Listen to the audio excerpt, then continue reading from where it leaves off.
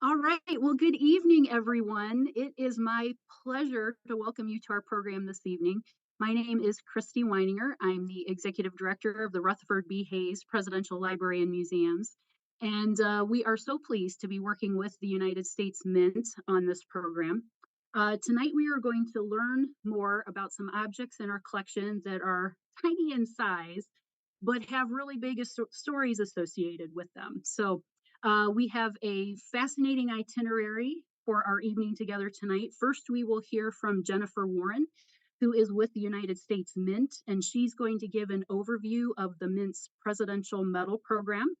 Then our historian here at Hayes Presidential, Josh Dubert, will be giving a brief overview of Rutherford Hayes's economic policies, at least as brief as possible, because some of the economic policies get a little complicated. But Josh has some interesting pictures and cartoons and things to share with us. Then we will cut down to our curator of artifacts, Kevin Moore. He will be broadcasting from our exhibit area where the Morgan silver dollar lives. And he'll be sharing some information, a little more information about the Morgan silver dollar and some other presidential medals that we have in our collection. So sit back, enjoy our evening. At the end of our time together, we will have a question and answer session. So if you have questions, you can go ahead and post those in the chat of YouTube, and we will be getting those to our speakers who can take care of those questions at the end of our program. So it's my pleasure to introduce our special guest this evening. Jennifer Warren has been the Director of Legislative and Intergovernmental Affairs at the United States Mint since 2019. During this time, she worked on key legislation, including the 1921 Silver Dollar Anniversary Act and the circulating collectible coin redesign. She has more than 20 years of experience on Capitol Hill and with the federal government and private sector working on government and policy issues. She has worked for members of the House of Representatives, the United States Marine Corps, the Department of Defense Education Activity, and the RAND Corporation. Jennifer has a Master of Government Administration from the University of Pennsylvania, where she also worked as the managing editor of the American Academy of Political and Social Sciences journal, The Annals. She was a research and training assistant and a member of an assessment team to Tanzania. At the University of Pennsylvania, she received the 2003 Fells Leadership Award, which is an honorary distinction. Jennifer did additional graduate work at Emory University, conducting psychological research, looking at comparative cognitive development in human children and non-human primates. She conducted research at Yerkes Primate Center and presented her research at several international and national conferences, as well as contributed to several academic published studies. Welcome, Jennifer. Thank you. Let me just take 1 second to show my screen.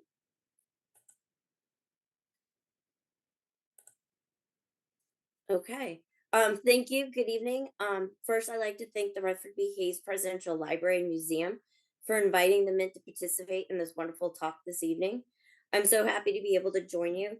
Through this connection, I've learned a lot about President Hayes's important connection to the Mint through the Morgan Silver Dollar.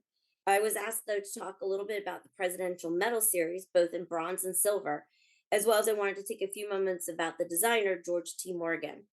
Um, First, I want to point out when we refer to a presidential medal that is used today and for the modern series, it can actually be several types of presidential medals that have been through the years. That includes the peace medals, the inauguration medals, and then what we refer to as presidential medals. Some presidents may have had one, two, or three of those variations. So, first, I want to talk about the first one that had come up, which was the Peace Medal Series, which is how presidential medals started. Presidents gave these medals as a sign of peace with Native American tribes, while also when signing peace treaties with other nations and at other events. The Lewis and Clark expedition actually carried Thomas Jefferson's Peace Medal in three different sizes, as well as medals from George Washington's second term. Eventually, these medals shifted from the Peace Medal, ending with Benjamin Harrison, to the Presidential Medal Series, since it seemed the need or the practice of giving these medals had decreased. Additionally, presidents over the years have had inaugural medals. The Mint, however, did not specifically make these except for a short period of time. However, since 1953, these have been made by private mints. Lastly, presidents have what we call the presidential medals. These medals could have been used like a peace medal or for other purposes. For modern presidents, the mint produces those in bronze at the end of each president's term. And actually, next week we will be in one of the special committees. We'll be listening and looking at the design portfolio for President Biden's. In my research, it appears that several presidents, including Rutherford B. Hayes, may have a variation of the medal. Rutherford B. Hayes had both a President Medal, which was his inaugural medal, as well as a Peace Medal. It's unclear if both medals might have been used as a peace medal during his term or for other purposes. Originally, the peace and the presidential medals were not specifically made by the mint, but they were contracted out often to mint employees who used mint equipment during after hours. The Rutherford B. Hayes Medal, however, was the first in the series that the U.S. Mint actually took over medal production. So, what is the Presidential Silver Medal series that the Mint is producing today? The United States Mint has granted approval in 2013 to reissue presidential medals in silver. In 2018, the Mint started issuing this silver series with the George Washington Presidential Silver Medal. Each of these replicates are 99.9% fine silver. The silver medal edges are plain and the finish is matte. The current silver series does feature piece medal designs up to the Ulysses S. Grant medal, with some exceptions that the medals differ from the original designs. So let's talk about Rutherford B. Hayes' medal. It was originally released in bronze in 1877. Slide 1 that I'm showing shows the bronze medal obverse that depicts Rutherford B. Hayes in profile and the inscription Rutherford B. Hayes. This bust actually appeared on several other medals, including the Hayes Indian Peace Medal that was sold in bronze and oval in shape. And that's in slide 2. Oop, there we go. Featured also on several annual essay commission medals during the 1880s, and the miniature presidential medal for the series in the early 1970s that were bronze minted at Philadelphia and Denver, and a 24-karat gold plated produced at Philadelphia. Slide 3 shows the bronze reverse that includes the laurel wreath and the inscriptions Presidents of the United States and inaugurated March 5th, 1877. The designer of the medal was George T. Morgan. The procedure to make the original bronze medal was actually initiated by the mint director at the time, Linderman, who wrote to the Secretary of Treasury, John Sherman, with his suggestions.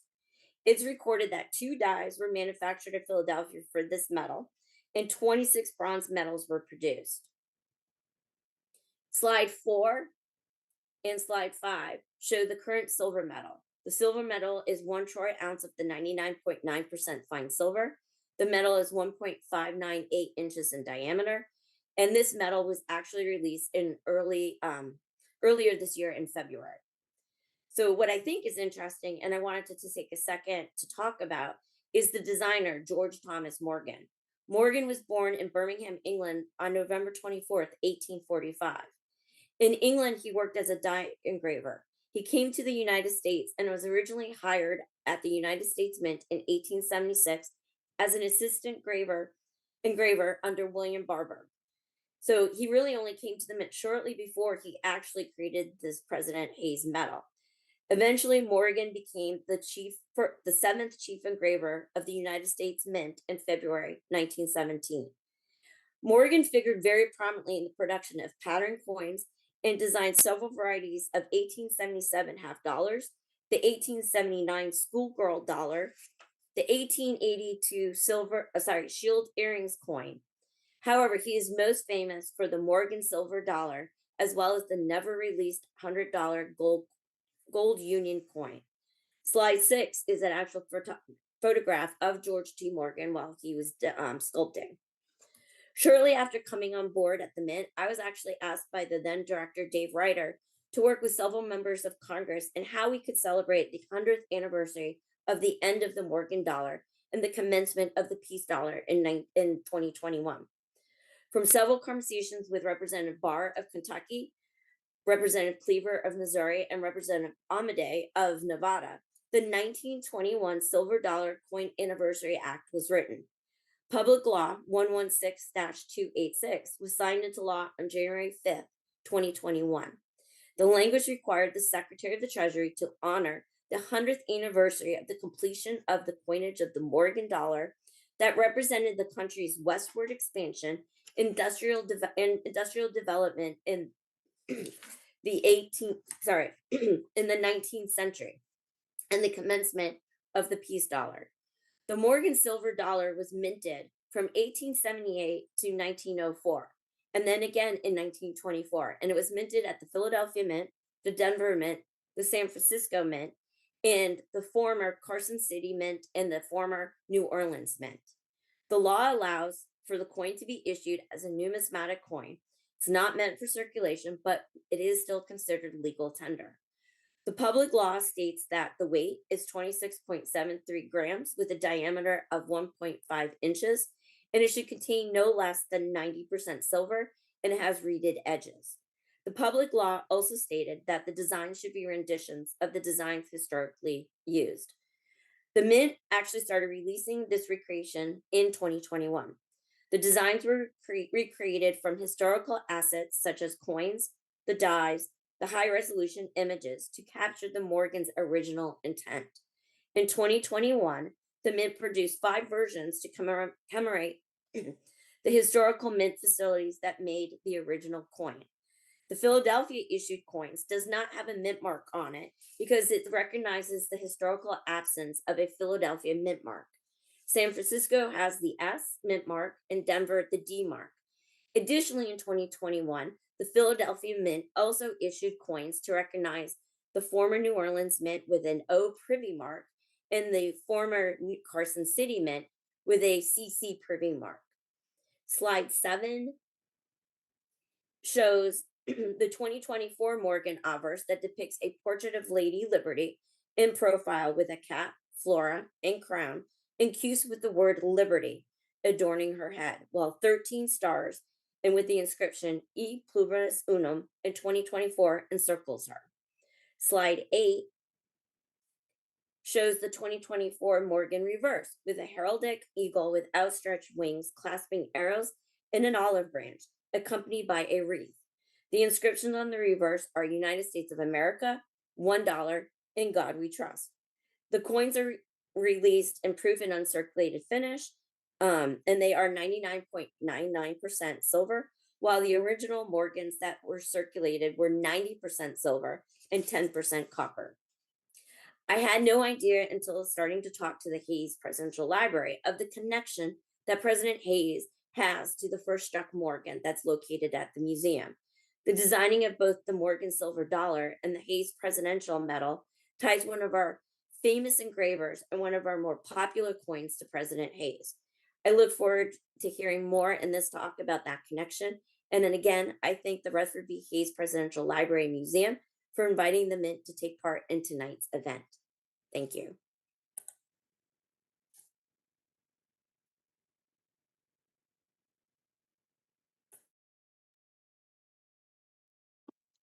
All right, thanks, Jennifer. Well, hello, everyone. My name is Josh Dubert. As Christy mentioned, I'm the historian here at the Rutherford B. Hayes Presidential Library and Museums.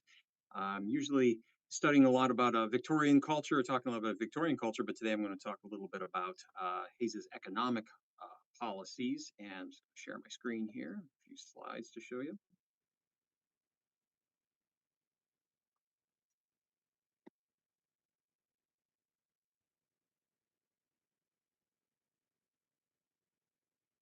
All right. So, what was known as the money question deeply divided Americans during the last decades of the 19th century. Central to this question was the notion of hard money versus soft money, and also a concept known as bimetallism, which means a monetary system which both gold and silver are minted and acceptable forms of currency. The 19th century hard money advocates were in favor of specie, so gold, silver, so actual metal, while soft money advocates were in favor of paper money, also known as greenbacks specifically, which people could use to pay back their debts at a lower rate.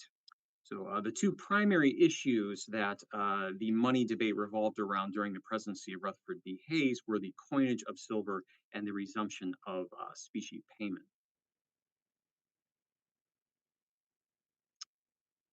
So a little background to this: from the 1790s to 1873, gold and silver were technically both coined. The U.S. Mint determined how much gold and silver went into their respective dollars. The ratio was 16 to 1, or 16 grains of silver for every one of gold. When the silver became scarce in the 1830s, the mint began to undervalue it, and thus miners began to sell their silver to industries that are creating commercial products from which they got a better return. So you can see here in this slide, we have an amphora, and we also have a sort of a cake spatula server here, so products made out of this silver. Those silver dollars hence began to disappear from circulation, and gold became more and more seen as the actual legal tender. During the Civil War, paper bills called greenbacks were issued by the North to help fund the war and to pay soldiers. The government printed over $400 million in greenbacks, which were called that because the backs of the bills, as you can see here at the bottom, were printed in green.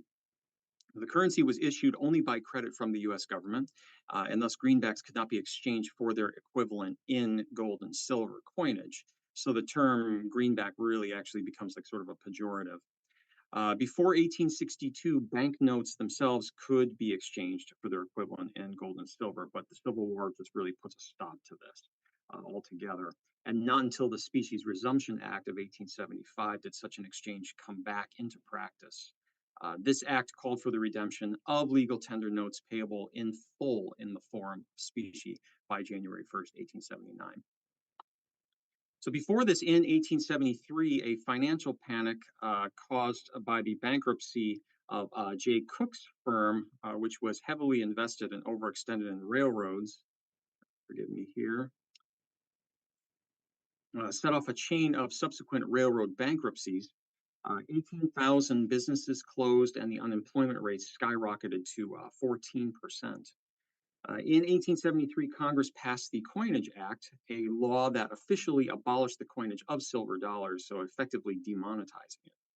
So farmers especially really get up in arms over this, since it resulted in less money being in circulation and ultimately deflation occurring. So this meant that they would have to pay back what they owed to their creditors with dollars that were worth more than when they had borrowed them in the first place. In the late 19th century, crops were fetching prices that were far too low, leading to economic disaster for farmers who, again, are not able to make a profit and pay off their debts ultimately. Therefore, they are in favor of bimetallism because with it came a higher circulation of money and the resulting inflation, which would raise the prices of their goods, and this would help them settle their debts. But as a result of the 1873 Act, farm crop prices fell from 1873 to 1878, and this rural anger really starts to mount because of this. Lithographs, like this one here, were published proclaiming the importance of the farmer and his role in society. In reaction to the growing hostility, a Missouri congressman named Richard Bland introduced a bill that called for the unlimited coinage of silver. So when the bill went to the Senate, it was modified and becomes known as the Allison Amendment, setting parameters, I should say, for the coinage of silver from a minimum of 2 million and a maximum of 4 million per month. So the result is the Bland-Allison Act, which passes on February 15th, 1878.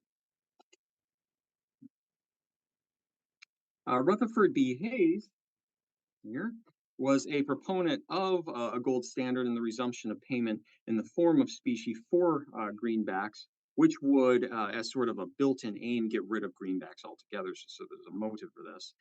He believed that this would restore confidence and stabilize the economy, and he saw it not only as a fiscal, but really a moral obligation, an honest way to revitalize the economy, sort of invigorate commerce, restore public confidence, and provide a national financial stability in the economy. And so Hayes felt that it was really the government's duty to regulate and maintain the national currency, and that the Treasury should be ready to pay out the demands of notes in gold. It was imperative, therefore, to be sure that there was enough gold by January 2nd, 1879, when the Resumption Act commenced. And Hayes' Secretary of the Treasury, John Sherman, who's actually the brother of William Tecumseh Sherman, attempted to build up the gold reserve in order to satisfy this anticipated demand.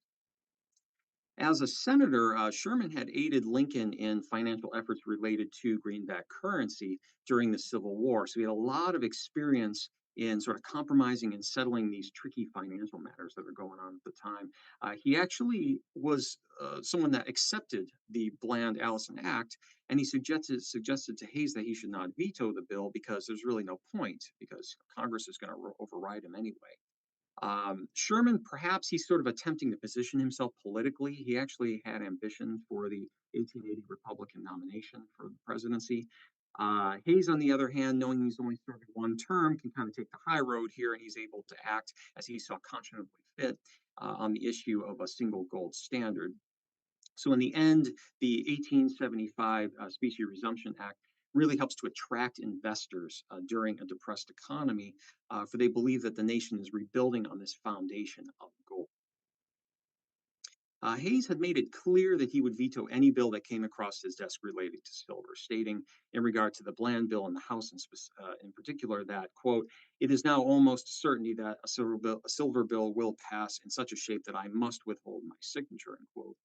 So it was not the actual coinage that really gets Hayes up in arms and that he really deplores, but the fact that it's not equal to the value of gold. So in his veto message on February 28th, Hayes observed that the 1877, value of the silver dollar was roughly 90 to 92 cents compared to the gold dollar, and quote, "Thus the silver dollar authorized by this bill is worth 8 to 10% less than it purports to be worth, and is made a legal tender for debts contracted when the law did not recognize it as lawful money."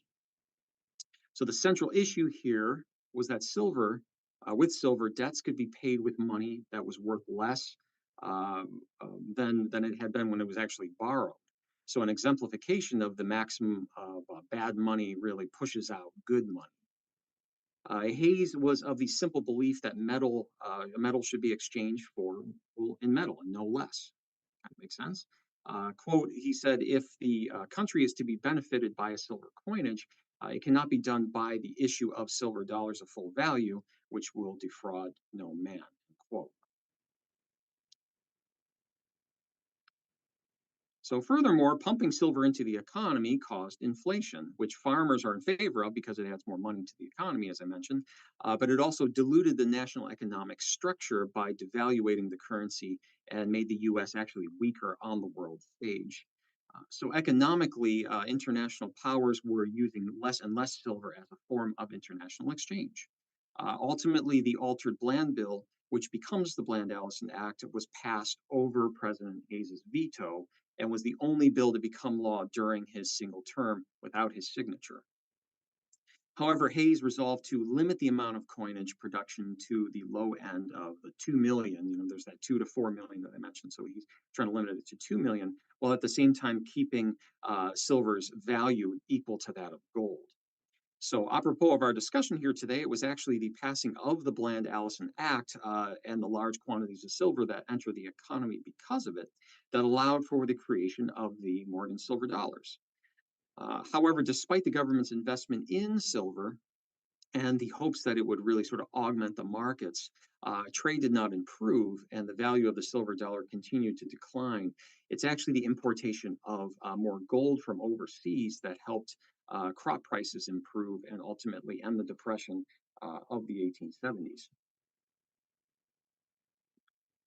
Now, this is a great slide here I'll talk about in a second. You can see that I'm going to sort of bring this down here. I don't know if that makes a difference. The so-called money question, as I mentioned, had split both the Democratic and Republican parties before Hayes's election. So interestingly, neither Hayes nor Tilden, his opponent, had mentioned it in their speeches during the election of 1876, as they knew it's really going to be a subject that's going to cause sort of inter-party factions and it's going to interfere with elections. So he's really careful because he doesn't want to cause friction with bimetallist Republicans in the Midwest who might shift the outcomes of state and local elections if they're provoked by his hard money position. So the Bland-Allison Act, which ultimately passed by a vote of 164 to 34 in the Democratic-led House of Representatives, was interestingly not an indicator of partisan politics and a good example of why Hayes and Tilden shied away from taking a hard stance about it in their respective platforms. I'm just going to stop to talk about this comic, which is, I think, a great exemplification of this idea. So you see the deformed tiger, how well they pull together. And what's going on here is you have Samuel Tilden on the left, and he's a hard money advocate, and you have Thomas Hendricks, his running mate, on the right, soft money advocate. And so this is the the presidential nominee and the vice presidential nominee for the Democratic Party. And you can see they're split or pulled apart on this very notion. So you can see this sort of a sectionalism also happening in these political parties. And to further give an example of this, so several Ohio Republicans actually voted for the passage of the Bland-Allison Act, including Hayes's own Ohio Congressman Charles Foster, a hard money supporter Jacob Donaldson Cox, and even, believe it or not, William McKinley, future president of the United States, who would later run as a hero of the gold standard in 1896. And here you can see his little campaign poster. He's literally actually standing on a gold coin. So it's kind of funny that he's voting, in favor of silver. By President Grover Cleveland's administration in the mid 1880s, the silver dollar is worth around about 85% of that gold dollar. This meant that Americans were keen to use silver to pay their debts while saving their gold. So they're kind of trying to hoard the gold. As historian Troy Seneca in his recent biography of Cleveland points out, compounding this was the obligation of the federal treasury to issue payment in gold, while at the same time they're accepting payment made in silver. So you can see how this is really problematic. The Great Economic Panic of 1893 had its roots in a loss of gold from the U.S. Treasury. So the Sherman Silver Act, that's passed in 1890, called for 4.5 million ounces of silver to be mined and minted per month into coins, which would back this paper currency. This act, combined with the failing of the powerful Philadelphia and Reading Railroad, set off this sort of financial crisis as European investors start to panic. They began rapidly withdrawing their gold out of fears that the U.S. is abandoning the gold standard. To give you an example of how extreme this was, they withdrew over 50 million in gold in 1892 alone. And this occurs just about 10 days after Cleveland takes office. Talk about a crisis that you got to just sort of jump into here. The economic controversy between the factions of gold and silver increased as the nation approached the 20th century and became the central issue of the 1896 election between, again, Republican William McKinley and Democrat William Jennings Bryan, we see here. Bryan gave a powerful speech at the Democratic National Convention that earned him the presidential nomination. And in it, he really galvanizes the pro-silver factions by putting the farmers' plights into these dramatic, very almost like biblical terms in his statements. And what he says is, quote, "Burn down your cities and leave our farms, and your cities will spring up again as if by magic. But destroy our farms, and grass will grow in the streets of every city in the country." His speech concluded with this really electrifying closing lines that sort of, again, galvanizes the whole crowd. And he says, quote, he sort of shakes his fist, "You shall not press down upon the brow of labor this crown of thorns. You shall not crucify mankind upon a cross of gold." And so you see here Bryan with his cross of gold and his sort of crown of thorns he's holding up, sort of the hero of silver. And as a result of this speech, Northern industrialists, though, that are terrified by his calls for free silver and inflation, start to pour millions into the Republican sort of coffers and campaign of William McKinley, who's going to win the election and pass the Gold Standard Act of 1900, which officially puts an end to bimetallism. And as you can see here, we have gold, righteous gold, standing over the plain silver. And one of the most interesting things of this comic, I think, is you see the broken sword of 16-1 for the ratio of silver to gold. But in the end, both gold and silver end up losing out to paper currency, which since 1971, when President Nixon terminated the convertibility, I should say, of the dollar into gold, has been since the standard in the United States.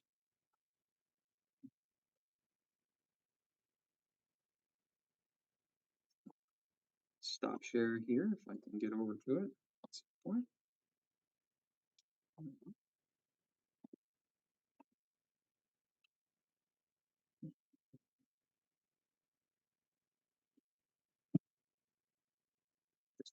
Here, having a little issue stopping my share.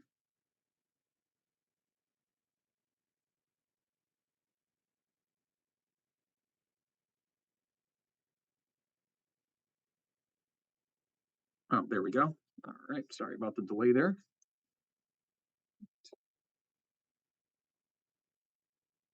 All right. Hi, everyone. My name is Kevin Moore, and I'm the curator of artifacts here at the Rutherford B. Hayes Presidential Library and Museum. And so I wanted to share with you some items from our collection related to, of course, the Morgan silver dollar. But also I wanted to share a couple things that are related to what Jennifer talked about earlier, and that is peace medals. So I was curious what we had in our collection by way of peace medals, and we have a couple interesting items. The first one is we mentioned, these peace medal tradition goes all the way back to George Washington, and Thomas Jefferson, of course, had peace medal as well. And he sent these out on Lewis and Clark expedition and so forth. But Hayes actually has one, and I'm going to come up and show it here. And so the Jefferson Peace Medal was made of silver, but it's not solid. It was cast in these thin sheets, obverse and then the reverse, and they were kind of fused together and hooked together with this loop. And so Hayes came by one of these. This medal was given to a Native American chief, and then somehow it made its way to a collector in Cleveland. And that collector then ended up sending it to the White House as a gift while Hayes was president. And so that's a cool thing that Hayes had in his collection. And, he was a collector of all sorts of Americana. He was kind of an amateur historian and curator in his own right. So that's a really cool piece that we have in our collection. And another thing that Jennifer mentioned was, of course, Hayes had a peace medal with his likeness made in it. And one thing we have, so his is the first to be oval in shape. And so one thing we have is these silver castings of the die that was used to strike those medals. Now, the Hayes Indian Peace Medal was never produced while he was president. Designs were made, but administratively, the Mint and the Indian office kind of drug their feet. So these were never produced and circulated while Hayes was president. But they did start making a few of them during the James Garfield administration. And this piece comes with a letter in our collection that was given to Lucy. So these silver casts of the die were sent to Lucy by the superintendent of the U.S. Mint at the time in 1879. His name was A. Loudon Snowden. And he wrote to Lucy, "Dear Mrs. Hayes, I send with this note impressions in fine silver of the Indian Peace Medal of 1877, which bears upon its obverse the head of your honored husband. The dies from which these impressions are taken, although a long time in course of preparation, have been completed within a brief period. The oblong shape is the first in that form ever struck. On full consultation, it was believed to be the most appropriate for the primary purpose intended, to wit, to be suspended as a charm or a badge of honor upon the breast." So these were designed to be worn and carried like a necklace. And then in our collection, we also have Hayes's copy of his own medal, and I'll show that here. This was a copy that he collected. And interestingly enough, his own copy was not one of the earliest runs. The earliest runs of his peace medal on the reverse will say peace and then 1877. Later runs of it kind of got rid of the 1877 and they reused some of the designs that they used for Garfield's peace medals. So Hayes, interestingly, had the one that he had collected with his own face on it was one of the later editions. So he probably acquired it a little bit later on in his life. Now, on to the Morgan silver dollar. As Josh explained, the impetus behind the Bland Allison bill and the competition between gold and silver. Of course, the silver factions ended up getting a good compromise in the Bland Allison bill. So it was decided that we were going to create a silver dollar. And so designs for that were already being drawn up before the passage of the bill and Hayes's veto. And of the competing designs, George Morgan's ended up being selected as the winner. And so they ended up striking it on March 11th, March 11th, 1878. And so there is copy about this in the newspapers. They published in the newspapers on March 13th, 2 days later, in papers around the country. This particular paper that I have a clipping of is the Philadelphia Times. But I include this because I love the way it's described in the press. So I'm going to share a little bit of this with you. The headline is "The First New Dollar: How They Dropped Through the Press and Who They Were Given to. The mint has begun to grind its grist. Tomorrow, Colonel Bosbyshell, chief coiner, will turn over his first batch of struck pieces to Superintendent Pollock, who will at once pass them on to various sub-treasuries through which they are to be let loose upon the public. The first of the new silver dollars, the planchet or blank, rolled down the deformed silver dollar, rolled down into a catch box with a chink, a poor, blurred, deformed silver dollar that had to be melted over again." So the very first run, we at the Hayes Museum have the first Morgan silver dollar, but technically speaking, we don't. The first Morgan silver dollar was defective and had to be destroyed. Dollar number 2 came out glittering and perfect. That's the veto coin. Some unofficial bystander whispered, smiling. And someone else asked, "The veto coin? How so?" "Why, the first piece goes to President Hayes. No doubt that His Excellency will jingle it in his pocket to some sad tune." You see, these first pieces of the press are specimens for official distribution. They are called the blanks. So I love that little bit of newspaper kind of partisanship in there, that he's going to be jingling this gifted coin into some sad tune. It's a good example of the politics of the time. And so they had 10 of these struck as blanks to be given to notable people. Hayes had requested that he should get the first coin. The second one ended up going to John Sherman. And then the other ones were given to other notable officials at the mint and elsewhere in government. So this was in our collection. Hayes kept it in his collection, and when the museum opened here on our property at Spiegel Grove, right next to President Hayes's home, the museum opened in 1916. The Morgan silver dollar, the first one, went on display. And along with it was a note certifying it. This was on display until probably 1968, when the museum underwent a notable renovation. There was a big redesign and new exhibits were made. The Morgan silver dollar went off exhibit and went off display, as did its certificate. And so it was kind of forgotten by the public that we even had it, unless you were a coin enthusiast, part of the numismatic crowd. Well, in the late 70s, there was renewed interest in the Morgan silver dollar. And a numismatic researcher came here to our site to do some research and wanted to see the Morgan silver dollar. And so we pulled it out. And we actually have 2 in our collection.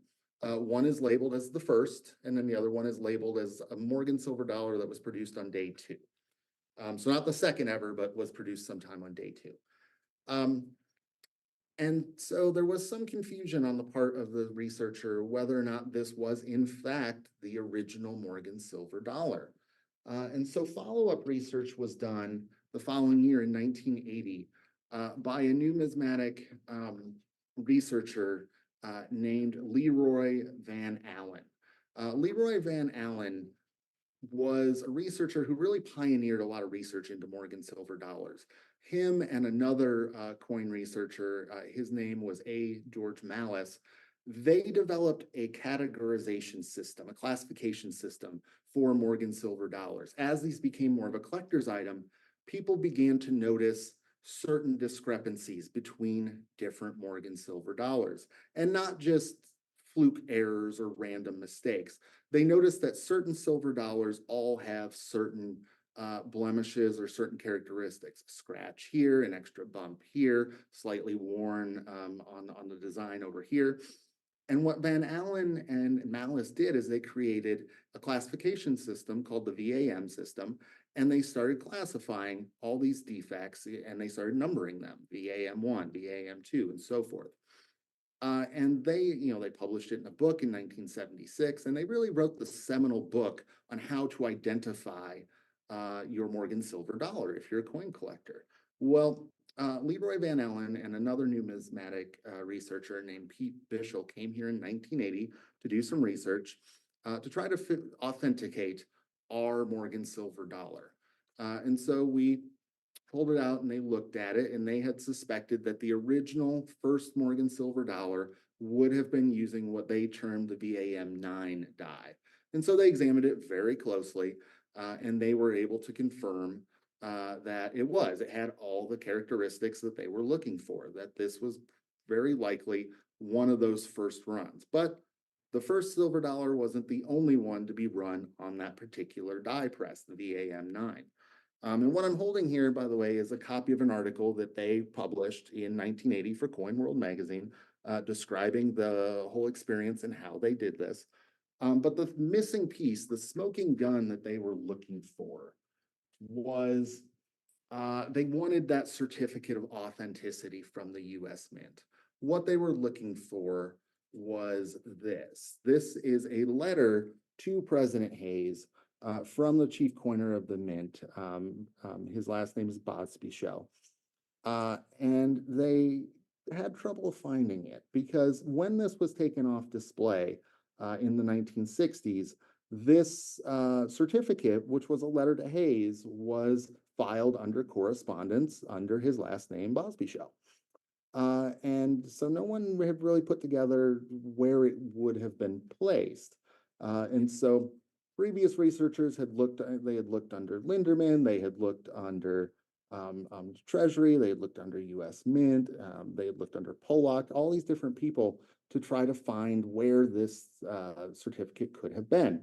But Bishel and Van Allen had the idea, well, let's go look under the correspondence, see if there's anything from Bosby. And sure enough, yes, there was, and they found the certificate. This was the smoking gun that they were looking for. And it says, you can't really read it here in the script, but it says, Mint US Philadelphia Coiners Department, March 11th, 1878. I hereby certify that the silver dollar enclosed in case number 1 is the first one of the dollar authorized by the Act of 1878, struck in the presses used for the regular coinage in the Mint of the United States. Signed O.C. Bosby, coiner, and J.A. Pollock, superintendent.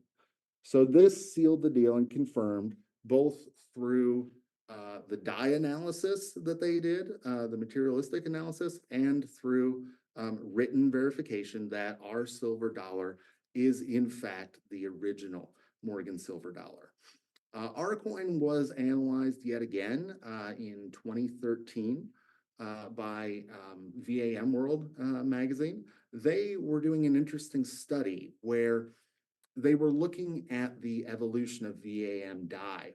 And they noticed some variations. They knew that VAM die all have the VAM9 die coins all have these same characteristics, but they were wondering, did some of these characteristics develop over time? So, if there's 10,000 VAM9 coins, are some that were produced a little bit later have different characteristics than the very first one?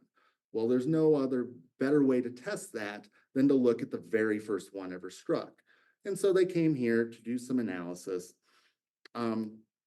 and they took some very close, very high definition magnified photography of our coin.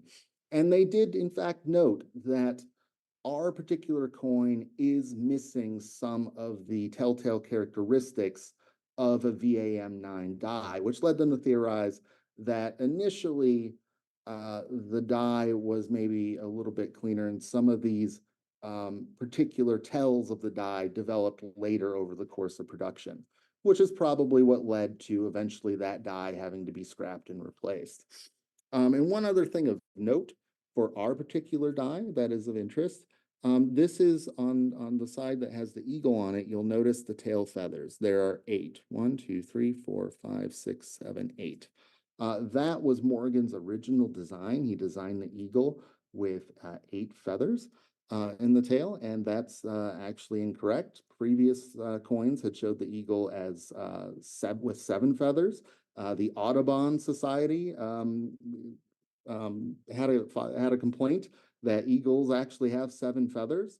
So later editions, a revision was made with a 7-feather eagle. So if you have a Morgan silver dollar at home, you can tell if it's earlier or later. The earlier ones have the 8 tail feathers, and the later ones have the 7.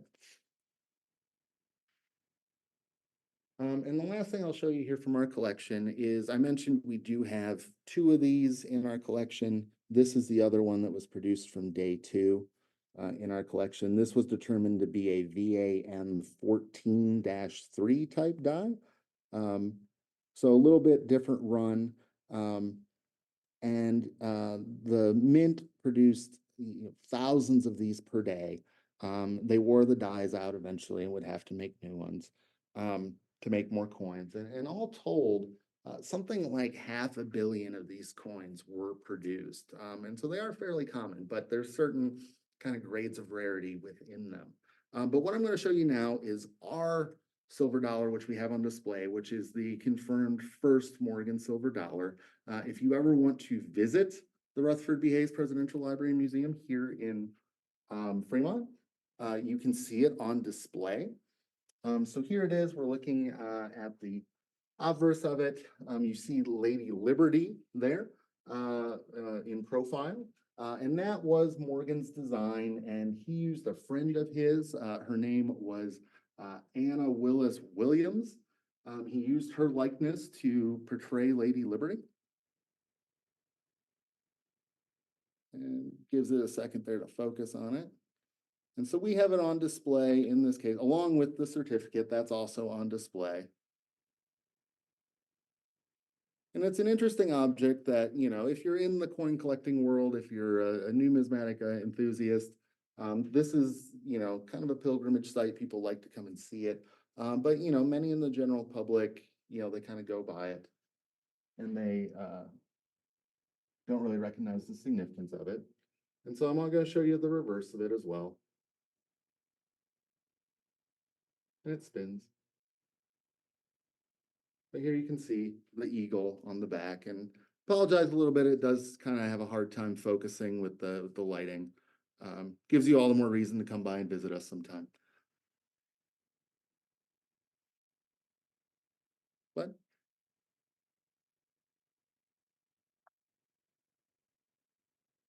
But that is some pieces that we have in our collection.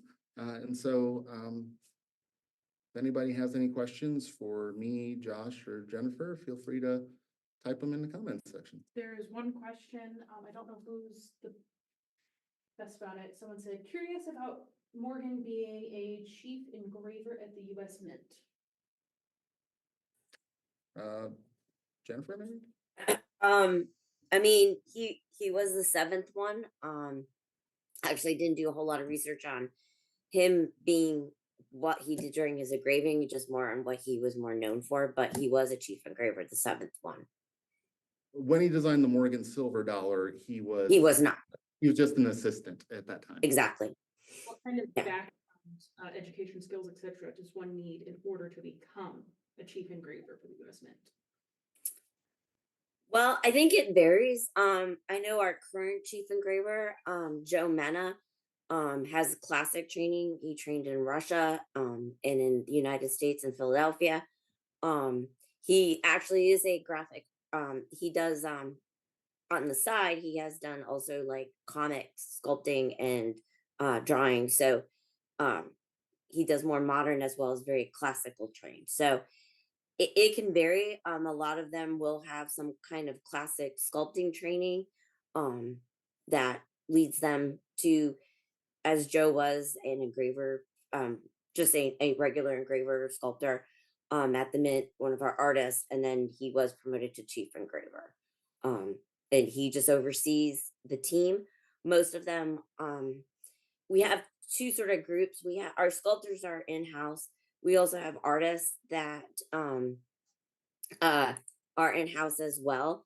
But we also have what's called the Artist Infusion Program, where artists can apply, and if they get selected, they're basically contracted to US Mint, so they'll work on various design portfolios, and then the chief engraver sort of oversees all of that, the conversations that is something needs to be changed, and reviews sort of the designs and aspects, and then of course the any designs for the United States Mint coins and national medals do go through what's called the U.S. Commission of Fine Arts and the Citizens Coinage Advisory Committee for their comments before it goes to the secretary, who makes final decision on the designs for any coin or medal.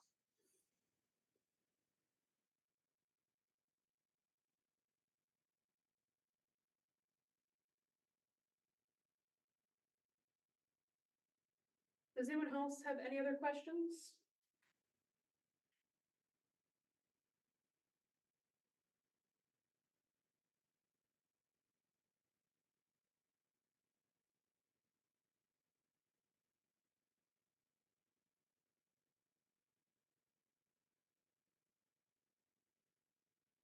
Not seeing any, so. Oh, all right, I guess that's it. All right, well, thank you very much, Jennifer and Josh, and for doing this program with us. And I hope everybody watching learned a little bit about coinage and the Morgan silver dollar and presidential medals.